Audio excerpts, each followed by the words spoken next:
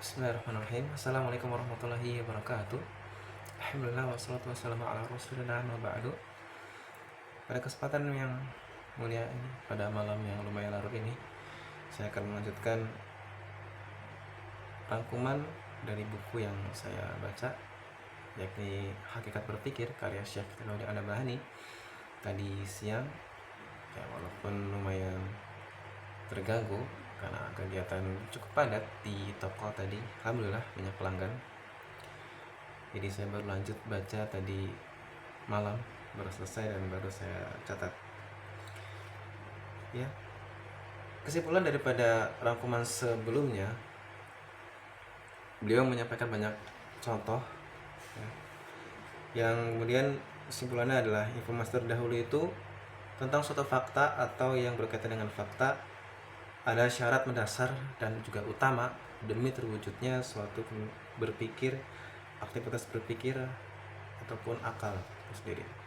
Nah, dan semua itu adalah penjelasan daripada aspek kesadaran rasional, kesadaran yang muncul daripada akal itu sendiri. Nah, nanti ada juga kesadaran emosional, ya, yang juga muncul daripada perasaan, dan kesadaran itu muncul dari naluri-naluri al-ghoraiz dan juga kebutuhan fisik, ya, hajatul udhiyah. Nah, kesadaran emosional ini terdapat pada hewan dan juga manusia, ya.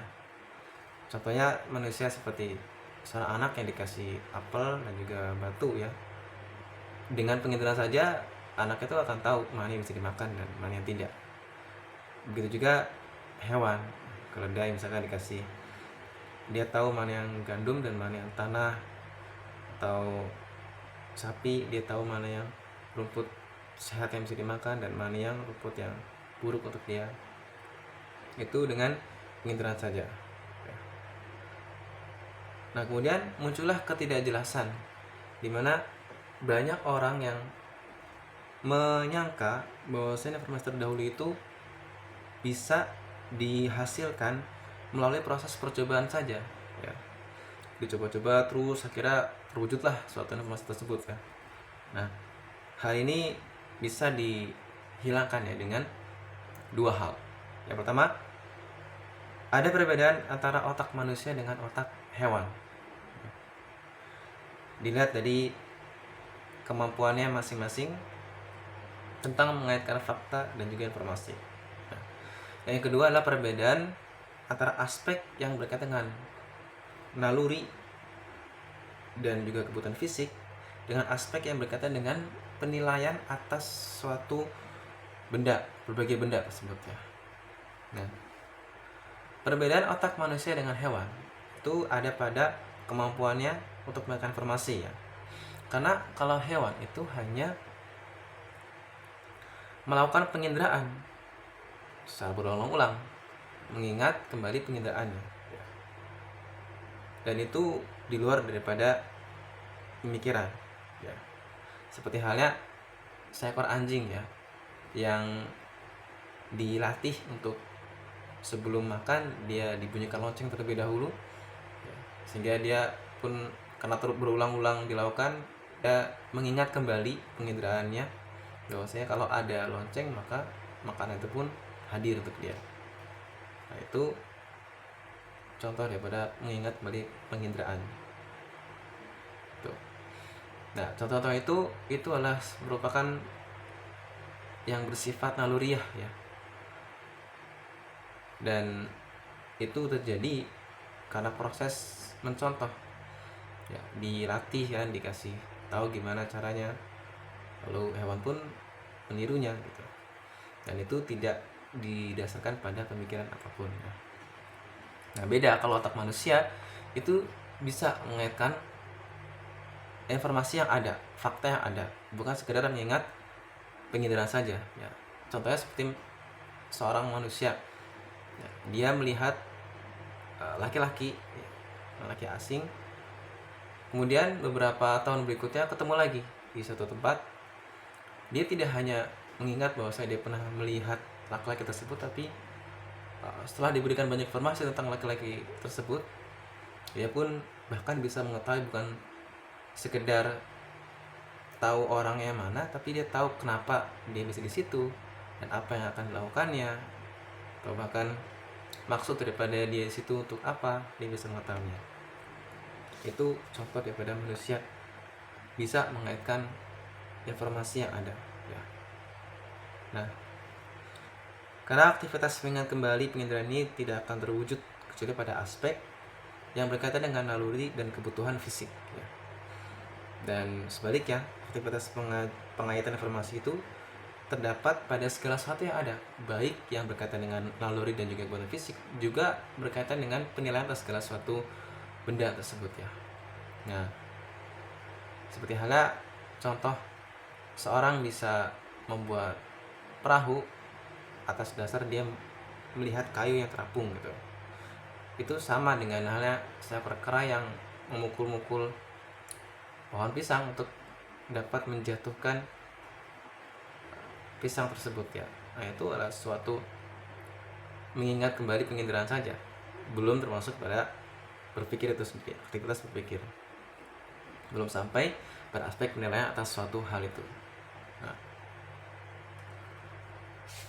kemudian daripada itu, akal sebenarnya tidak dijumpai kecuali pada diri manusia, karena hal tadi ya, aktivitas akal itu hanya bisa dilakukan oleh manusia saja, dan naluri juga bukan fisik itu bisa dijumpai di manusia maupun hewan ya. Sama juga kemampuan mengingat kembali tentang penginderaan yang dia telah lakukan itu juga dapat dijumpai manusia dan juga di hewan. Tapi tadi itu yang dua tadi itu bukan termasuk dalam akal, kesadaran ataupun pemikiran, bukan ya. Itu hanyalah dari berdasarkan naluri dan juga hajatul dawiyah tadi, bukan fisik itu. Nah, sementara kalau akal itu butuh adanya otak yang dapat mengaitkan informasi-informasi fakta itu ya. Dan ini hanya dapat dijumpai pada manusia.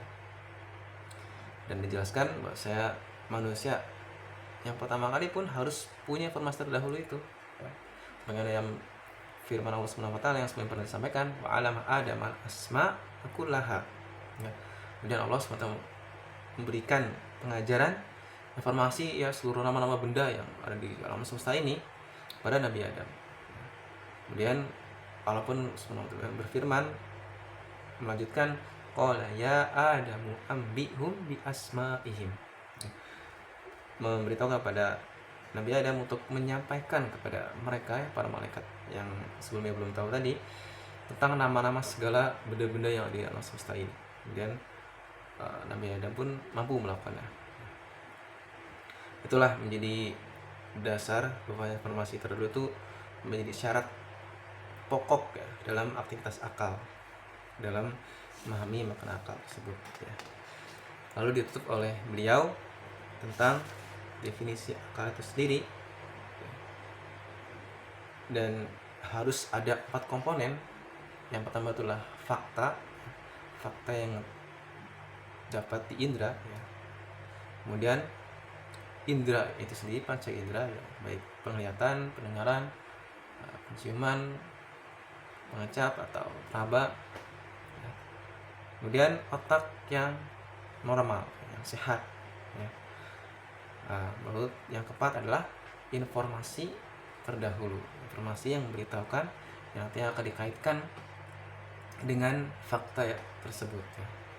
Nah, berdasarkan itulah beliau mendefinisikan akal, pemikiran ataupun kesadaran itu adalah pemindahan penginderaan terhadap fakta melalui panca indera ke dalam otak disertai dengan adanya informasi-informasi terdahulu yang akan menafsirkan fakta tersebut ya.